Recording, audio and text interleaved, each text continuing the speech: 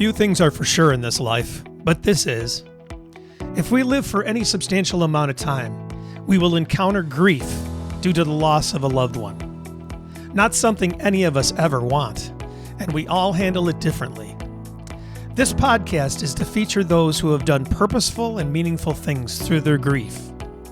These people featured on here are normal folks, just like you and me, who were thrust into a place they never wanted to be in their lives. A painful place. As they moved through their pain, they realized that something worthwhile, something for the greater good, could come out of the unthinkable.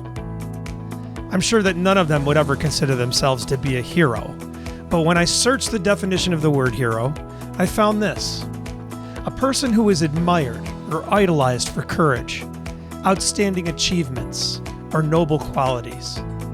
And that fit. And so it's my privilege to bring you the remarkable stories of these heroes in grief.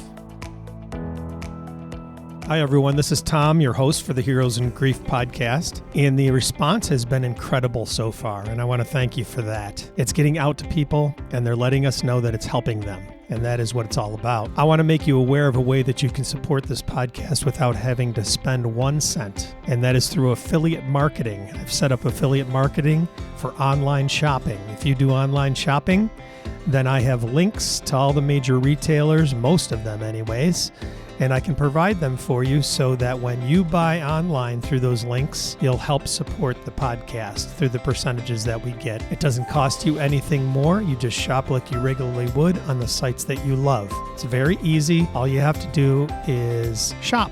And that's it. Just let me know the links to the places that you want to shop at, and I will provide the affiliate links so that you can do it. If you want more information on this, you can go to heroesandgrief.com. It takes you to the Linktree page where a video explains it in a little more detail. But you can always email me at tom@heroesandgrief.com, and I can answer questions for you. But you can support the podcast that way, and it's very easy, very simple, and it doesn't cost you a cent. Isn't that great? Thank you. Now here's today's episode. Hey everybody, thanks for coming on Heroes in Grief today, listening to Heroes in Grief, watching Heroes in Grief, whatever you're doing. And today I have Angie Hanson with me. And Angie and I got associated again through Get Griefy Collective, the Get Griefy Collective. So you hear the ads for Get Griefy on here. We've partnered with them. And you want to check out Get Griefy magazine for sure. It's a great resource. And it has tons of resources for grievers out there, which is great. And also, I want to tell everybody right off the bat, because believe it or not, some people don't listen to the end of the show, So, but I want to tell everybody that all the links to everything that we talk about on the shows are always in the show notes. So you can go back on previous episodes, check out all those too. All the links will be there. If you have a question about anything, if I happen to not put one in there, then just email me. My email's in there too. And you can send it to me and just let me know. And I'll make sure you get it, because I'm very high on getting people resources. That's a big part of what this is all about. So let's say hello to Angie. Hello, Angie. How you doing? Good. How are you, Tom? Excellent. Thank you. Yes. Where are you located? I am in Nebraska. So Nebraska out there. Just outside of Omaha. Awesome.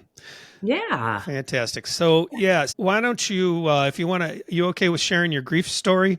I like to have people do that, because always, that's the whole premise to say what we've done with our grief, right? So, yes. For sure. I will. I appreciate you having me on so I can share my story. And because I know, as you know, it's very important to share our stories. So I think it's the foundation of how people kind of see how we journey through this and how we kind of, move through grief. But I've had some profound losses in my life, and my journey began in 2006 after I lost my 1-year-old son, Garrett, and he died suddenly in his sleep. And we found out later that he had a rare heart defect that we didn't know he had. So that kind of began our journey. At the time, was married to my husband, Jack. And then our daughter, Gracie, was 4. And so we, that's really just catapulted us into a grief journey that We did not know how to navigate. We were young. We were in our 30s, early 30s, and we just did not know how to navigate. So we did the best we could with community, family, grief groups, therapy, anything that we could figure out and find. We were trying to find the answers and of how to move through this. And, back in 2006, we did not have the platforms we have today, and we don't have all that. And so it was very lonely, and it was hard, but, we made it through the first year of losing our son, and we thought, okay, we're doing this. And then we got hit with another,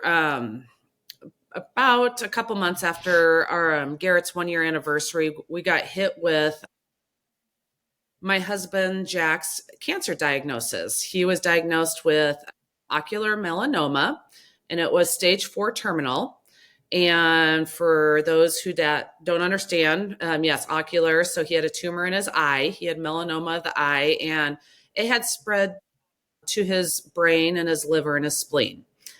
And like I said, he was diagnosed stage 4 terminal, but that didn't mean we weren't going to fight, and it didn't mean that we knew when he was going to die. I mean, he could have lived for a long time, but we just knew that we were going to fight. And so that was kind of where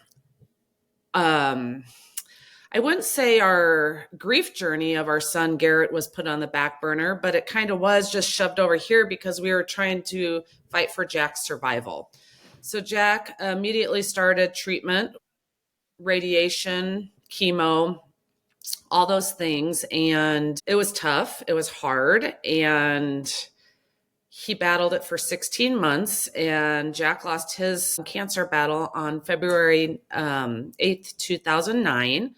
So about 2.5 years after our son had died. So here I was, a 35-year-old widow, lost mom, and raising a 6-year-old daughter. And it was something that I didn't even know. I didn't even know, honestly, how to move forward. I was in such a deep state of shock, I guess. Yeah, I didn't know. And then, grief doesn't stop.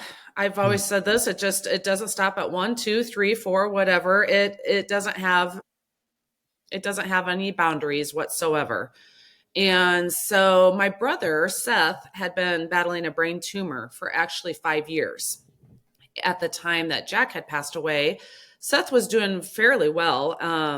But within a month, he started having issues again. And so on March 13th of 2009, a month after my husband, Jack, had died, my brother had his 3rd craniotomy to remove the brain tumor. And, he was a very strong, healthy man. He was 6 years younger than me.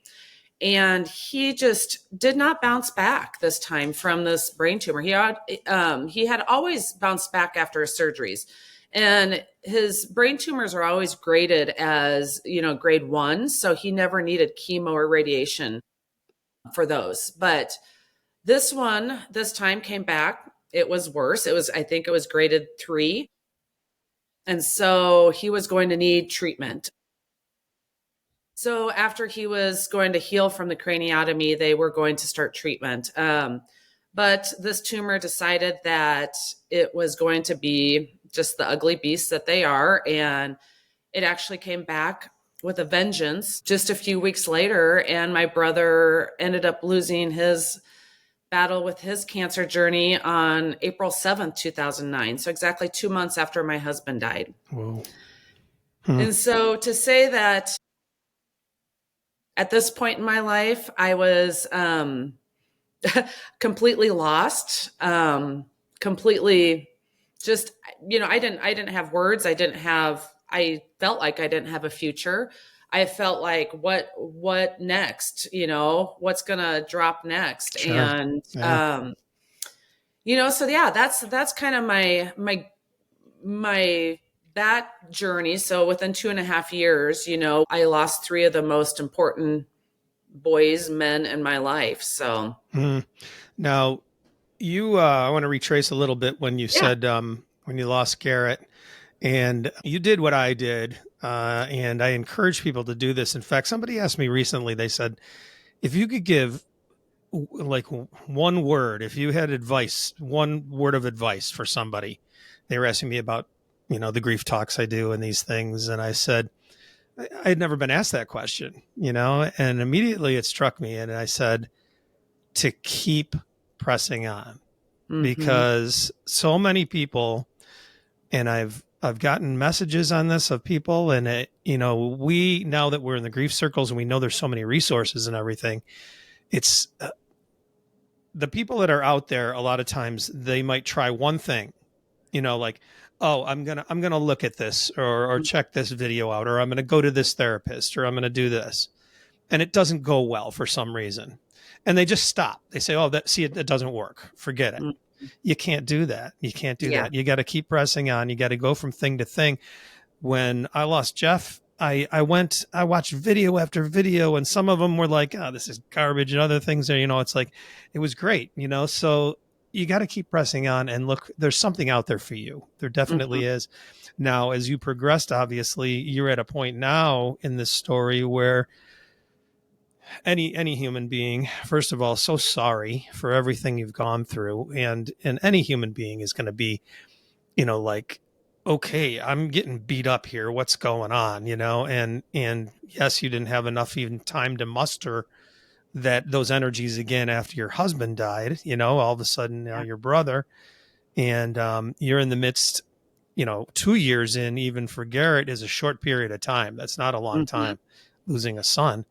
And then you have to grieve each thing individually, and you certainly haven't had time to do that yet. So where does the story go from here? What did you do after this time? That's a really good question. Some of it's a blur, when Garrett died, I really found my healing in journaling. You know, and that was where it's not for everyone, but for me that was what it was. At night when I couldn't sleep and the tears were just falling, I would get up and journal, and I would journal until I could, until I stopped crying. And that was my healing journey. And then when Jack was diagnosed with this cancer, he had a carrying bridge site. So we were able to, he was able to write, and he was able to, it was essentially a journal, but it was going out to to all his friends and family who were following us. And so they could read his journey, instead of us having to call people and tell them, well, this is what happened at this appointment, so that was part of it. And then I continued on with that carrying bridge after Jack had died. And it was helpful for me then with my brother, a couple months later. And then I did continue it until probably August of that year. But, right away, I really had to focus on, honestly, I had to focus on my daughter.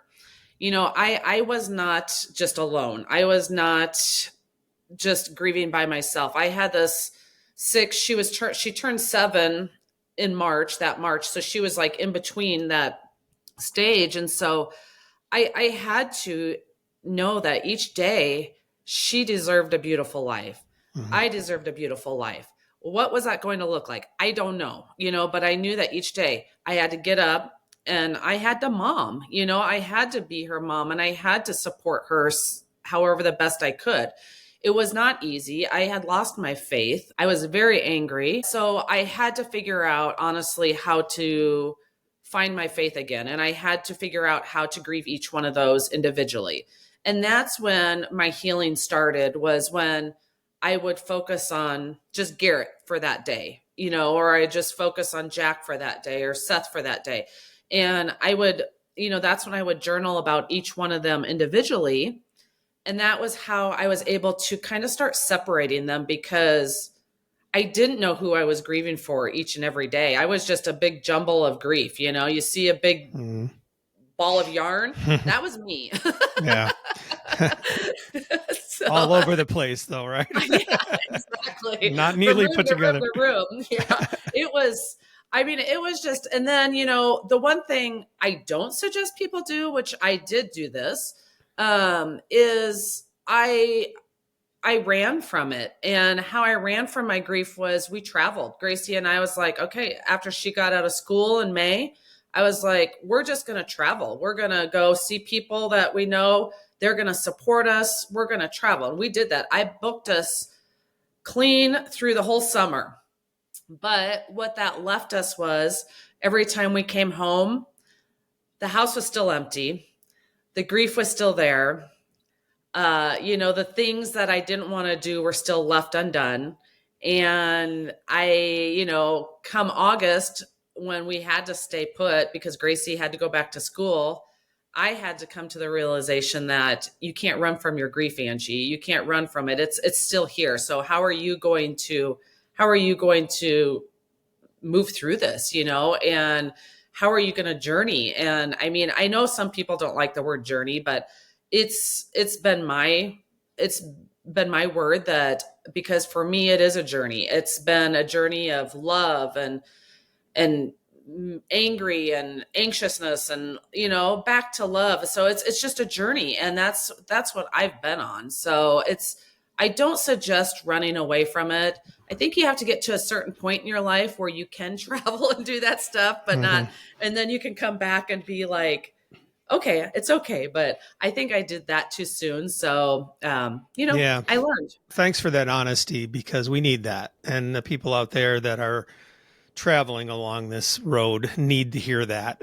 We make mistakes. It's not because we're doing this kind of stuff that we have it all together by any means. I've recognized recently that some of, doing something like this, the podcast and other things I'm doing, that I have put aside some of the deep work that I was doing early on. And I've revisited that a little bit, to get back into it, because I noticed that happening too. I'm 2 years in now, and I'm seeing little things creep up at times, that maybe shouldn't be as intense as they are. Even, who knows? I don't know. Sometimes they are, sometimes they aren't. It's the way it goes, right? So, but no, I did realize that. And I said, you know what? I haven't been, working through my stuff like I did. And, I took a grief educator course, David Kessler, and he was very big on that, grieving the individual things, and make sure you do that. That was a good way to do it. Taking it one day you grieve this person, one day you grieve the next person. And that suggestion, that's a very good way of doing it for sure. Yeah. So the honesty, I love the honesty. Thank you for that. And we make mistakes, right? We're imperfect. Yeah. I'm this June will be 19 years that my son's been gone. So like you say, you're in year 2. It's it still gets me. It's a different, and just because I've gone 19 years doesn't mean that it's all okay. And this is the cliche thing we hear: the time heals all wounds, right? I hate that. Time doesn't heal all wounds. It just, I hate that. I hate that. I do too. And it's just, but time changes our grief, and that's what we hear. And I know that to be true. Right. And I know that it's changed my grief, but I don't, I embrace my grief more healthy now, and I embrace it in the challenges, and I just know how to react to the feelings I have. And like I said, even though it's 19 years, people outside of a grief world would say, why are you still grieving? Why are you still grieving 19 years later? I will grieve my son till the day I die, until I get to see him again. Right. But I do, it still takes me back. I'll give an example of what I'm trying to say. Like if I see a little boy in the supermarket, right? If he looks, I see him and he reminds me of my son, Garrett. I only know what he looked like at age 1. I don't know what he looks like at age 19, but I look at this little boy, and in the past, it would have made me like want to turn around and go to a different aisle to check out or whatever. But now I would embrace it. I'd I would tell that mom, oh my gosh, he's so cute. Or, I love a smile. And I would talk to that little boy. So that's what time does, time just makes it okay and a little bit better. Yeah, it puts you in a healthier place with it. Yeah. And Yeah. hello, friends. I just wanted to take a brief break here in the podcast to make you aware of a very exciting partnership that Heroes in Grief has just formed, and that is with Get Griefy Magazine. I'm going to let their founder and editor-in-chief, Kara Sanchez, tell you all about it. Hey, Heroes in Grief listeners. Life after loss isn't easy, but it can be colorful and full of possibilities. Meet Get Griefy Magazine, a vibrant resource filled with inspiring stories of life after loss, expert advice, and voices from everyday grievers and thought leaders. Together, they're here to help guide you toward the side of life that's left to be lived fully and authentically. Dive into Get Griefy for free on issue or snag a print copy on Amazon. Connect with us on Instagram at Get Griefy Magazine or visit getgriefymagazine.com to explore, join our thriving small business collective, or discover advertising opportunities. Let's embrace life after loss, boldly and together. And now back to our episode. So many like yourself, I know the things we're going to get into, the things that you got into and what you're starting to do with your grief or what you're doing with your grief. And, it takes you to such a better place in humanity and everything. When you get to that spot, like you care for that person, you care for that kid and the beauty of him and the whole situation, and instead of that hurting you, there's still a little tinge in there that's still going to be there, of course. And our grief is a forever friend, everybody. All right. It does not go away. You cannot make the grief friend go away. So, that statement, no, it doesn't work. but yeah, no, you can embrace it in a different way. And it makes you feel so good when that happens, because you're at such a different level with it. And there's a bigger picture in all of it. And it's really refreshing when that happens. Yeah, it really is. I walk away from situations like that, and instead of wanting to cry, and I might have a tear, but my heart just is full. It's just, my heart is full. And then, I appreciate those moments. And then I appreciate the work I've done, because I've done the work. I've done the work to get to where I am today. Well, what kind of work was that? Well, I started, and this is also later on in my grief journey. We're talking, Garrett died in 2006 and my husband and brother died in 2009, and also, my sister-in-law died in 2018. So that was later. That was Jack's sister. I talk about her loss, but, she was one of those that, made a different choice on how to grieve. She became an alcoholic and she drank herself to death. And so, I do the work for her because she was an amazing human and she was a light, but she chose to drink, and that was her comfort. That's where she found her healing. But that is not the healthy way, obviously, because she lost her life, and now her parents, they lost both of their children, in different ways. But, and I share that because it's the work that I do. I want people to realize that we have healthy choices. We have good choices. So that's in 2022, June of 2022, I created Butterflies and Halos. It's a grief stationery company. And just, I wanted to kind of, how do we change the narrative around grief? And then how do we show up for our friends who are grieving? And how do we don't know what to say. Most people don't know what to say, and they say something stupid. And, it's not me, they're not trying to say anything stupid, but if they don't say anything stupid, then they don't say anything at all. And that in itself is also just as hard. So I started creating greeting cards that spoke to the griever. And they were all the words that had been said to me or things that I wish people would have said. So there's a lot of snarky ones. There's a lot of, there's some humor in it, but there's also many, many, many heartfelt cards. So I have about 200 plus cards, and my mission is just simply showing up.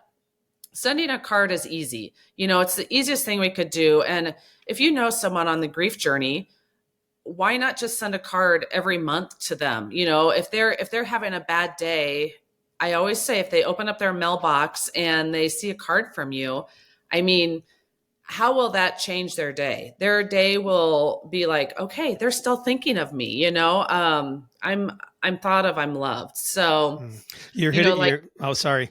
Yeah, You're hitting on something that is right along my passion lines here. And it's all about educating people in the grief conversation, I should say. Yeah. And society is horrible at it. And we're trying to break through the glass ceiling of that stigma that is in society, because we have huge resources in the grief community. And there's this huge underground and nobody knows about it. And so I'm starting to get a little hostile about it, actually, but I want to educate people, and what a great way with the cards, because you can take something like that statement, like time heals all wounds, or it is said that time heals all wounds, and then you could educate them with a response, and you're taking the onus off of the person sending the card, so they don't have to come up with their own words that don't work, most of the time. And they don't have to sit there and worry about that. They can just take the cards and send them. And what a beautiful way to do that. That's awesome.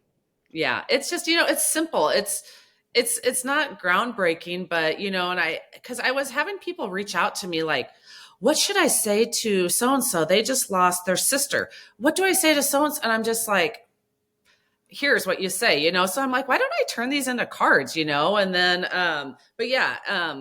one of my popular ones is, if I don't know exactly how it's worded off the top of my head, but the next person that tells me everything happens for a reason, I'll throat punch them for you, So something like that, And the very first one I came up with was, I don't know what to say. Let's go eat one of those damn casseroles, So that's just, I would give that to my best friend if her spouse died, right? Because I may not know what to say, but, we get inundated with food, and I'm tired of the cliche, I'm so sorry for your loss cards, or thinking of you cards. I mean, which those are okay, but let's dive deeper. Let's talk to our community, our friends, everybody, how we would really sit down and talk to them. Right. Yeah. And so, it's been a fun journey. I really enjoy making the cards, and, that was just kind of the beginning of it. I'm thinking of me sitting there, because I've told the story many times after Jeff crossed over, and I, for about 3 weeks, I sat at the dining room table downstairs, and sat there, and I described it as I felt like I was at my own wake. Like people would be coming in and they bring the food, and we had a Sunday when a lot of friends came over, and there's just this blur of the whole time or whatever. And everybody's talking at you, you're not really communicating. But when you just said that about the casserole, one of the most meaningful things would be for people to be exactly who they are in the midst of this, right? Mm-hmm. To have a friend come up and put his arm around me and say, Tom, I don't have anything to say to you, but I'm freaking hungry. I mean, that's my friend. That's exactly what he would do. Right. I mean, that would be perfect. You know what I mean? Because you don't want everything else to change too. Your world has been uprooted completely. You don't want everybody else acting like freaks too. You know what I mean? I know, be normal, and just be normal. Like, exactly. If you don't know what to say, tell them you don't know what to say. You know what I mean? We can handle it. Believe it. I mean, exactly. So the worst has happened, right? Yeah. Just be real. I know. It drives me. Oh, yeah, I know.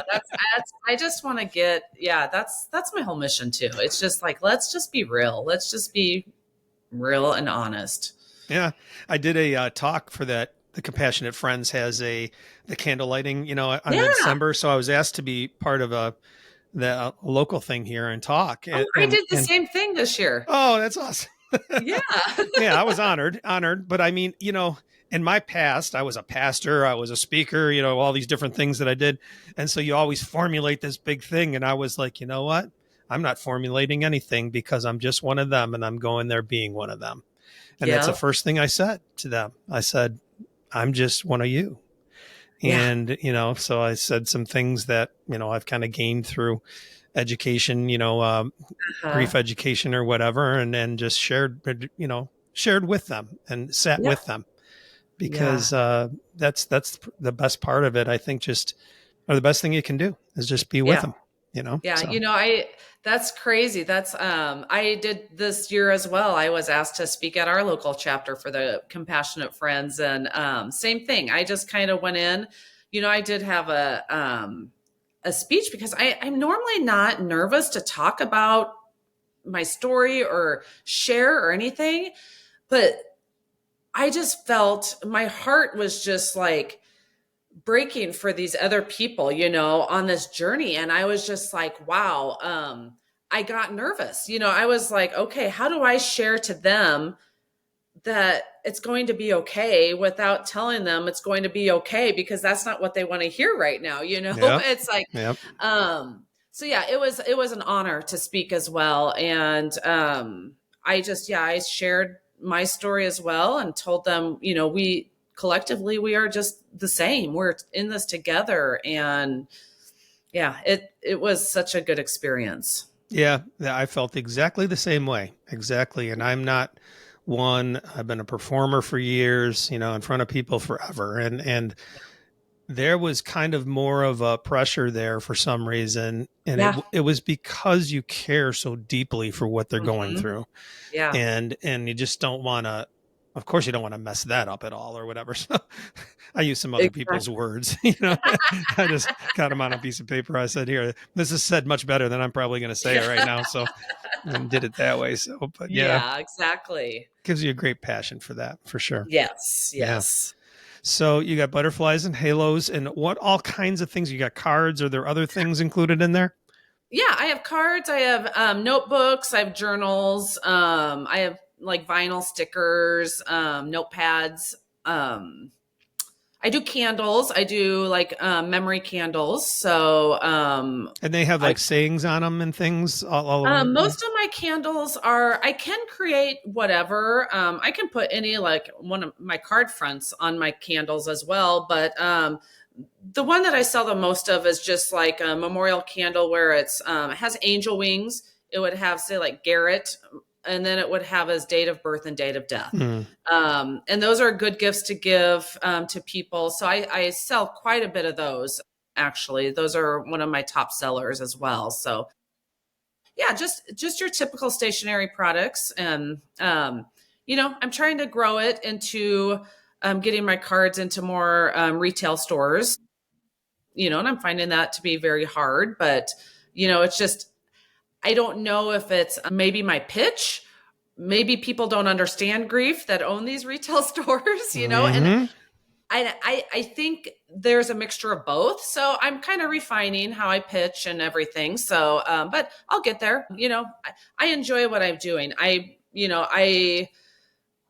will say, I have a 5-star review on both of my platforms, just because people are like, these cards are needed. Oh my gosh, I love these cards, so, and I offer free shipping on all my products as well. So if you go to, I have an Etsy store or my website. So I offer free shipping, And it's butterfliesandhalos.com, correct? Correct. Yep. And spell out and. So it's butterfliesandhalos.com. Correct. We'll have it in the show notes. Like I said. Yeah. So yeah. And then of course I have my book on there. So that's, I recently, last June of 2024, I published my memoir, Chapters of a Resilient Heart. And so that was probably one of the greatest things I've done since then. And it's just the story of my people. I tell you about Garrett. I tell you about his beautiful life, and I tell you about his death. And I get very real and honest. And, I want you to fall in love with these people as much as we loved them. And, and I don't want your heart to break, but I want you to feel what we feel, had kind of felt, losing these people. And then you can understand the work that we've done to get where we are today, and that's my premise of my book is it took a lot of strength and resilience and work to get to where we are today. And you'll understand how hard it was once you read the book. And Jack, I do the same with Jack and my brother. And I have a chapter in the back about my sister-in-law as well. And then, I am remarried. So I talk about dating and remarrying, and I talk about how to honor your people. I talk about faith and resilience and hope. And, each chapter is my person's story. And in Jack's chapter, I put a lot of his journey in it. You hear his voice because I put a lot of his Caring Bridge journaling in there. So you get to hear his voice of what it was like to battle cancer and to be grieving his son at the same time. So it's a different point of view. I could have never done that justice just by myself because I wasn't the cancer patient. So what a great legacy for all of them. That's beautiful. And yes, you have to work through it and you have to go through it. There's no easy road here, folks. We can help along the way. We can be grief friends for you, but there's no easy way. You have to do it. You can't just sit there and wait for something to happen. It's not going to work and it's not going to happen. So that's another thing, kind of my soapbox issues, so many people just sit there and wait like, oh, well, yeah, like they think the time heals all wounds thing. And it's not true. You have to do some work here. You have to do a lot of work, not some, a lot of work. And you have to do it because it is forever going to be there at the intensity that you're feeling it in the beginning if you don't work through it, or there's going to be other problems that arise from it or whatever. So you have to get on your horse and do some things to forward yourself in that and seek out these resources, things that can help you with all of this. That's what all of this is about. That's what we're doing, everything we're doing for, so that you don't have to do that. You don't have to go through it as hard as you think you might have to or whatever. We can help you to soften that blow a little bit. That's what it's all about. Yeah. Yeah. The work. It's hard. It is hard, but it's all right. So the book, it's Chapters of a Resilient Heart is what it's called.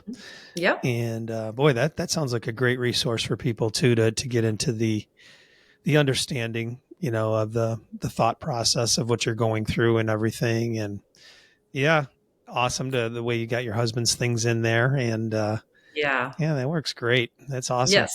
Yes, I love it. You're part of the collective, right? I am right with that? Yep. Okay. I want to make sure because there's a lot of people in there.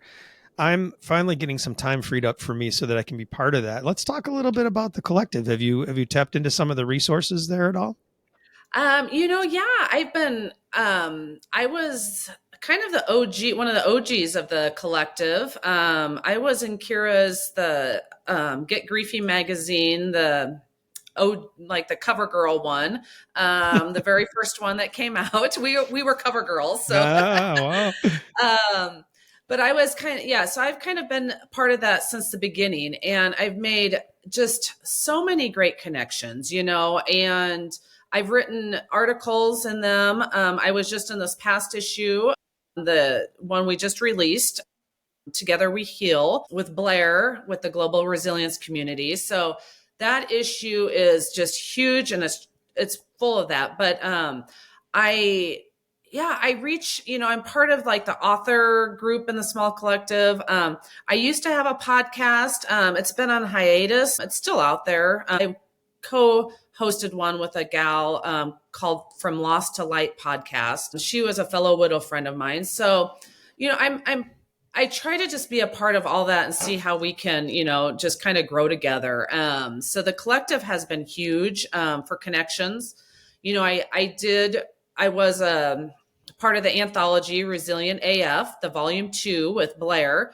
So that came from being part of that collective. So that was released this January. And then, I'm part of the next anthology, The Stories of Family Loss. As am I. Yeah, I'm in there too. Yep. So I'm excited for that as well. I feel like these anthologies that we are doing, our chapters, I think they're just so important because we hit so many different individuals. There's not just this grief community. There's this community over here and this community over here. So it's reaching a broader group of people. And so without, like I said, and I've been on about 25 plus different podcasts as a guest. And so like meeting you, being part of all this, it's just, it's just amazing. And I feel the shift for all of us in this movement of grief. Like we're starting to see this wave change. We're starting to see people understand that grief and grieving and working on it is changing. And I feel the movement. So yeah, we really need to get that going. And I'm very into the proactive aspect of it, that we start educating people before the time comes for them. Exactly. It's going to happen for everybody. So, I mean, it just makes, it's ridiculous that it's such the way that it is. But, so yeah, the Get Griefy Collective, what that is, and the magazine is one thing. And then Kara started, a collective of grief workers and all of us who do things in the grief community. And so you can be part of the collective. And that's what we're talking about here, folks. So, my work, I'm thankful my work situation's changing. So I'm going to have some more time to apply to it, and it's simple as connecting with everybody, like getting on Instagram and following everybody who's in the group and I get responses from them almost immediately because they know. And so it's great. Everyone's been really good. And I know it's going to grow and get bigger, but the resources that are available are just tremendous. And these people they're giants in what they're doing, and it's awesome. So great. Yeah. One of the good things that I've really realized too is like, if I don't know the answer to something or, maybe I just don't know. I can go to that collective and be like, wait, I remember seeing, or I know, like this gal, she does this, and so she can help you, so I can refer people to somebody else. And that's huge. And I, like with the group of podcasters like yourself, I can say to people, you need to listen to, as many of these episodes as you can, with Tom on his Heroes of Grief podcast, because this is going to help you. It's going to change you. You're going to see that. So that's what I love about the collective as well. Yeah. And I love it because I'm so used to, and I'm still fight this all the time. And I hate it that, kind of that competition thing in society, that you always had in the work world. Well, it's just not that way in the grief community. And so, to know that there's so many resources available, and it's like, okay, I don't have to worry about that. Like I don't have to know everything. I've got them all right here. So it's like, here, just go to this. And I'd rather provide that for somebody. I don't need to have all the answers to all of that. And, it's neat when you're on your path and how things are given to you, and everything. So, I've had that happen a few times recently where there's speaking opportunities coming up out of nowhere and everything. And it's just That's awesome. Wow, just honored, and it's great to have the resources available like this. And I love that too. It's like, wow, this person does that and this kind of thing. And it's like, I know. Like some of the times I'm like, is that even a thing? Like, yeah. And I love Kira's approach too. She's so, with the dark humor and everything. It's hilarious in the magazine, it's like, it's phenomenal, and it's just, that's what I've always said. And I know people, we can have both and. We can have both and. We can have the sorrow, the grief, but we can also have joy and laughter, and it's just like, we can have it both and that's what I want people to know. Yeah. And if you don't follow, it's the Get Griefy magazine one on Instagram, right? Where she posts most of that stuff. Yeah, Get Griefy magazine on Instagram, and just look at some of the past posts, and you'll get an idea of what we're talking about. But she's very creative. Awesome. Boy, she's just exploded, and it's been awesome. She was on my second podcast, and you're gonna be like 39, I think, or whatever. So that's awesome. So but I got to have her on again now, I think, because she's just everything's just exploding for her. It's amazing. I think she's probably, since that second episode, she's probably shifted and changed. Like, just the growth has probably just way different. But she's phenomenal, and I would thank her for many of the opportunities I've been given as well. So it's the collective. That's what it is. Yeah. Resources, people, they're out there for you, so I don't care what your lifestyle is, what your, interests are. You can find something to help you in the midst of your grief that way.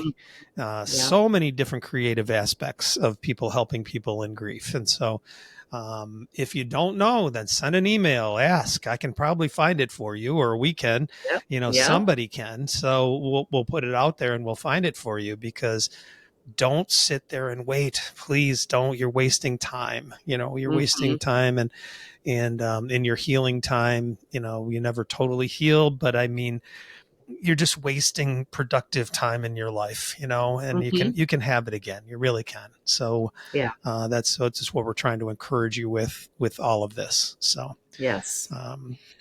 So Angie, anything else that maybe we didn't cover that is on your heart, or something that's come up recently for you? Things are just good. I've been enjoying the writing. I do have a blog. So if people go to my website, they can check out my blog. I do a weekly blog, and, and I'm not sure when this episode will come out, but people can go to this blog whenever and it'll be there. But I'm doing a Lenten series on basically, what are we giving up in grief? What are we giving up? The resentment, the anger, people during Lent, they give up, chocolate or social media or whatever it is. But what if we turn our minds around and we give up the resentment, the anger, all that, So I'm doing a series during this whole Lenten season on this each week. And so it's going to be amazing. I usually post my blogs on Friday. So I posted my first one today, and it's just kind of an introduction of what it's going to look like. And I'm excited about this, because no matter what your faith is or who you look up to as your higher being, I just feel like it will help you. And it's not necessarily even surrounding around a death grief. It could be, your resentment of that person, whatever it is, job losses, where people are experiencing a lot of that with the economy and everything going on. So how do we change our mindset in that? So this series is going to be phenomenal, but if this doesn't even come out till after Lent, it doesn't matter, because it's going to be there and it will still apply every single day of your life. So yeah. And that is exactly the creativity that we're talking about here, folks, right there. So perfect. And yes, this is going to be out Sunday. So right now is March 7th, and it'll be out on the 9th. So it'll be out for everybody in time for all of that. So tap right into it, everybody. All right. Yes. Awesome. Angie, thank you so much for taking the time to do this and sharing your heart with us, and all the amazing things that you're doing. And we'll make sure to have all the information there for everybody so that they can tap in and get a hold of you too. So yes. Well, I appreciate you having me on, Tom, and it's been amazing. And I can't wait for our journey to expand together, and it's going to be great. I agree. Thank you again. Thanks. Thank you for listening to the Heroes in Grief podcast. If you'd like access to any of the links that we discussed in today's show, you can find them in the show notes. There's also a link there to support the podcast if you care to. And there is an email link for me there. I'd love to hear from you and your ideas about the show or what you thought about the show. You really can help out this podcast to get to more people if you subscribe, rate, or review it in whichever way your platform provides. Each week, Heroes in Grief is released on Sunday, so look for new episodes there. Thank you again for listening to Heroes in Grief.